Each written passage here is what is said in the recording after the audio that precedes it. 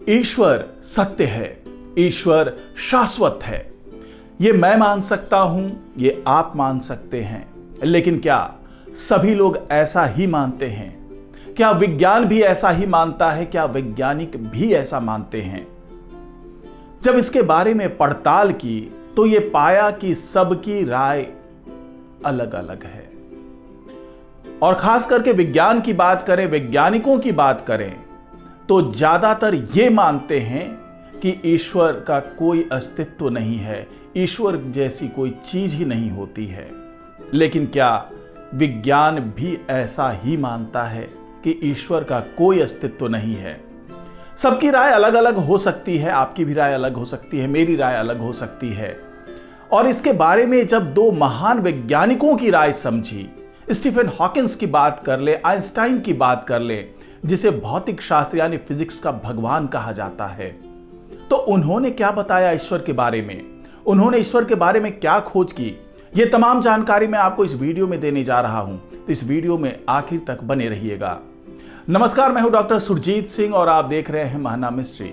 अगर आपने अभी तक इस चैनल को सब्सक्राइब नहीं किया है तो प्लीज सब्सक्राइब कर लीजिए, और अगर आपको ये वीडियो अच्छा लगे तो इसको लाइक कीजिए, शेयर कीजिए और कमेंट जरूर कीजिए। और कमेंट के माध्यम से ये जरूर बताइए कि क्या आपकी श्रद्धा ईश्वर में है या नहीं है। क्या आप भी मानते हैं कि ईश्वर होता है, या आप ऐसा मानते हैं कि ईश्वर का वाकई कोई अस्तित्व नहीं है? तो ये राय अपनी जरूर कमेंट बॉक्स में डालिएगा। तो चलिए बात कर लेते हैं कि आखिरकार विज्ञान क्या कहता है। तो विज्ञान को देखने के लिए, विज्ञान को समझने के लिए और उसकी राय को समझने के लिए हमें उसके जो वैज्ञानिक हैं, जिसे खास करके फिजिक्स का भगवान कहा जाता है, चाहे स्टीफन हॉकिंस की बात कर ले, चाहे आइंस्टाइन की बात कर ले, तो पहले यह समझते हैं कि वो क्या मानते हैं, वो ईश्वर को किस रूप में देखते हैं। क्या वो मानते हैं कि ईश्वर मौजूद है, या फिर वो ये मानते हैं कि ईश्वर का कोई अस्तित्व ही नहीं है? तो सबसे पहले बात कर लेते हैं स्टीफन हॉकिंस की। तो स्टीफन हॉकिंस हमेशा यही कहते थे कि कोई भगवान नहीं है, और ना ही ये दुनिया कोई ईश्वर चलाता है, और ना ही उसने इस ब्रह्मांड की रचना की है। और स्टीफन हॉकिंस अनीश्वरवादी थे, वो कोई भी धर्म नहीं मानते थे। हालांकि दुनिया के ज्यादातर साइंटिस्ट ये मानते हैं कि ईश्वर नहीं होता है। आखिर उनके ऐसा मानने की वजह क्या है? अपनी पीढ़ी के सबसे प्रतिभाशाली वैज्ञानिकों में एक माने जाने वाले हॉकिंस का मार्च 2018 में 76 वर्ष की आयु में निधन हो गया। उनकी कमोवेश पूरी जिंदगी ही व्हीलचेयर पर बीती। वो बोल नहीं पाते थे, लेकिन उसके लिए उन्होंने खास मशीनों का सहारा लिया, जिसके जरिए वो संवाद करते थे। दिमागी तौर पर वो आखिरी समय तक क्रियाशील रहे। जब उनका निधन हुआ तो वो एक किताब पर काम कर रहे थे। फिर उनके परिवार वालों ने इस किताब को पूरा करके इसे प्रकाशित कराया। उनकी इस आखिरी किताब का नाम है brief answer to the big question, जो बेस्ट सेलर बुक है। अंतरिक्ष से जुड़ी कई बड़ी खोजों का श्रेय हॉकिंस को जाता है। उन्होंने कई किताबें लिखी। ईश्वर को लेकर उनका हमेशा मानना था कि ईश्वर जैसी कोई चीज नहीं होती है। अपनी आखिरी किताब में उन्होंने विस्तार से समझाया कि भगवान जैसी कोई चीज क्यों नहीं होती है। हॉकिंस ने अपने इस किताब में बताया, और उन्होंने साफ साफ लिखा कि कोई ईश्वर नहीं है, किसी ने ब्रह्मांड नहीं बनाया, कोई भी हमारे भाग्य को निर्देशित नहीं करता है, ना स्वर्ग है और ना ही मृत्यु के बाद कोई जीवन। पुनर्जन्म में विश्वास केवल इच्छाधारी सोच है, इसका कोई विश्वसनीय प्रमाण नहीं है। जब हम मरते हैं तो मिट्टी में लौट जाते हैं। स्टीफन हॉकिंस की आखिरी किताब brief answer to the big question 10 विशाल प्रश्नों का एक संग्रह है, जो हॉकिंस से जीवन भर लगातार पूछे जाते थे। यह किताब उस सवाल के साथ शुरू होता है कि क्या ईश्वर है, यानी इस किताब के केंद्र में ईश्वर ही हैं, और ईश्वर के बारे में ही उन्होंने बताया है कि ईश्वर मौजूद हैं या नहीं हैं। स्टीफन हॉकिंस ने अपनी किताब में लिखा कि सदियों से यह माना जाता था कि मेरे जैसे विकलांग लोग भगवान द्वारा दिए गए अभिशाप के तहत जी रहे थे। शायद ये गलत है। मैं ये सोचना पसंद करता हूं कि प्रकृति के नियमों के अनुसार हर चीज को दूसरे तरीके से समझाया जा सकता है। यदि आप विज्ञान में विश्वास करते हैं, जैसे कि मैं करता हूं, तो आप मानते हैं कि कुछ नियम हैं जिनका हमेशा पालन किया जाता है। ईश्वर का कोई प्रमाण नहीं है, ये केवल परिभाषा है। हॉकिंस ने आगे लिखा कि हमें ब्रह्मांड की व्याख्या करने के लिए किसी भगवान की जरूरत नहीं है। प्रकृति के अपने नियम हैं और वो उसी तरह काम करते हैं। मनुष्यों द्वारा बनाए गए कानूनों के विपरीत प्रकृति के नियमों को तोड़ा नहीं जा सकता। यही कारण है कि वे खासे शक्तिशाली हैं। जब उन्हें धार्मिक दृष्टिकोण से देखा जाता है तो वो विवादास्पद भी हो जाते हैं। हॉकिंस ये नहीं मानते थे कि ये ब्रह्मांड और दुनिया ईश्वर ने बनाई है।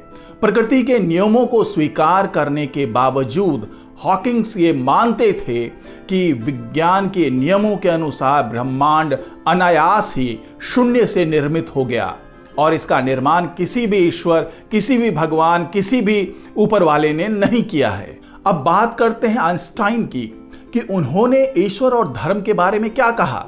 तो आइंस्टाइन धर्म के बारे में अक्सर बातें करते थे, लेकिन किसी व्यक्तिगत ईश्वर में विश्वास नहीं करते थे। हालांकि वो नास्तिक भी नहीं थे, वो स्वयं को अज्ञेयवादी कहलाना पसंद करते थे। उनका झुकाव यहूदी डच दार्शनिक बारूक स्पिनोजा के सर्वेश्वरवाद की ओर होता था, जिन्होंने 17वीं शताब्दी में घोषणा की थी कि ईश्वर प्रकृति के समान है। अब यहां पर सवाल ये उठता है कि जो दूसरे वैज्ञानिक हैं वो क्या मानते हैं? क्या वो भी मानते हैं कि ईश्वर नहीं होते? तो उपलब्ध स्रोतों के आधार पर जो वैज्ञानिक ईश्वर में विश्वास नहीं करते, उसमें बड़ी संख्या में प्रमुख हस्तियां शामिल हैं। शीर्ष प्राकृतिक वैज्ञानिकों के बीच ईश्वर और अमरता में अविश्वास प्रचलित है। नेशनल एकेडमी ऑफ साइंसेज यानी NAS के प्राकृतिक वैज्ञानिकों द्वारा पारलौकिकता को लगभग एक सिरे से खारिज कर दिया गया। NAS जैविक वैज्ञानिकों में ईश्वर और अमरता में अविश्वास सबसे ज्यादा है। भौतिकविदों और खगोलविदों में ईश्वर को लेकर अविश्वास का काफी ज्यादा प्रतिशत है। NAS जैविक वैज्ञानिकों में 65.2% और 69.0% क्रमशः ईश्वर और अमरता में अविश्वास व्यक्त करता है, जबकि NAS भौतिक वैज्ञानिकों के बीच ईश्वर और अमरता के लिए अविश्वास दर क्रमशः 69.0% और 76.3% है। यानी आप इसको इस तरीके से समझ सकते हैं कि जैविक वैज्ञानिकों में 65.2% ऐसे वैज्ञानिक हैं जो ये मानते हैं कि ईश्वर नहीं होते, और उसमें से 69% लोग ऐसे हैं जो वैज्ञानिक हैं, वो ये मानते हैं कि अमरता जैसी कोई चीज नहीं होती है। इसी तरीके से भौतिक वैज्ञानिकों की बात कर लें तो उसमें से 79% लोगों ने ये माना कि ईश्वर जैसी कोई चीज नहीं होती और 76.3% लोगों ने माना कि अमरता जैसी कोई चीज नहीं होती, अमरता कुछ होता ही नहीं है, ईश्वर कुछ होते ही नहीं है। ये 69% लोगों का मानना है। और 2009 में प्यू रिसर्च सेंटर द्वारा किए गए एक सर्वेक्षण से पता चला कि 41% वैज्ञानिक भगवान या उच्च शक्ति में विश्वास नहीं करते, जो आम जनता के साथ बिल्कुल विपरीत है। अगर आम जनता की बात करें तो वहां केवल 4% लोग ऐसे हैं जो ईश्वर को नहीं मानते, यानी वो नास्तिक होते हैं। अब ये समझ लेते हैं कि वैज्ञानिकों ने ईश्वर को लेकर के क्या परिभाषा दी है। तो वैज्ञानिकों का ये मानना है कि ईश्वर एक मानवीय रूप से अलग शाश्वत ब्रह्मांडीय अस्तित्व हो सकता है, जो अंतरिक्ष की अनंतता, पदार्थ और ऊर्जा के सबसे गहरे सामान्य पदार्थ की प्रकृति, निरंतर गति के लिए जिम्मेदार है। यह परिभाषा ईश्वर को एक शाश्वत ब्रह्मांडीय बुद्धिमत्ता के रूप में देखती है, जो मल्टीवर्स की आत्मा के माध्यम से संचालित होती है, जो हमारे ब्रह्मांड में जीवन का प्रसार करती है। तो विज्ञान ने सीधे सीधे ऐसा नहीं माना है कि ईश्वर जैसी कोई चीज नहीं होती है।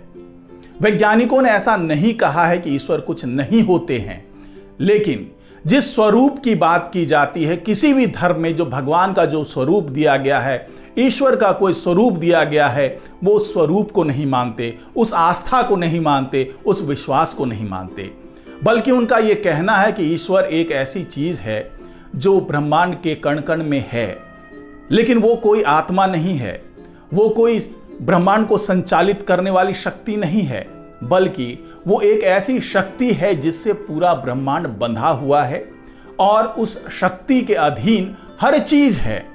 भले ही हम आप जीवन की बात करते हैं तो जीवन के प्रसार में भी वो ईश्वर मौजूद है, लेकिन ईश्वर का वो स्वरूप नहीं है जिस स्वरूप की लोग पूजा करते हैं, जिसकी आराधना करते हैं, जिसके लिए हर तरह के जो यहाँ पे नियम कायदे कानून बनाए गए हैं उसका पालन करते हैं। तो वैज्ञानिकों का यही मानना है कि ईश्वर का कोई स्वरूप नहीं है, लेकिन वो ब्रह्मांड में मौजूद है, ब्रह्मांड के हर उस शक्ति में मौजूद है जिससे ये ब्रह्मांड बना हुआ है, ब्रह्मांड बंधा हुआ है और एक प्रकृति के नियम के तहत ये ब्रह्मांड संचालित हो रहा है। यानी इसको संचालित करने वाला कोई एक तत्व नहीं है, बल्कि ये पूरी प्रकृति है जो इसको संचालित कर रही है। और इस प्रकृति को आप भगवान मान सकते हैं, ईश्वर मान सकते हैं, या उस शक्ति को मान सकते हैं जिससे पूरा ब्रह्मांड बंधा हुआ है। तो आप क्या इस बारे में राय रखते हैं कि आप भी ईश्वर को इसी रूप में देखते हैं, या फिर आपकी जो समझ है, जो आपके विचार हैं वो इससे अलग हैं? तो आज की रिपोर्ट में फिलहाल इतना ही। नमस्कार।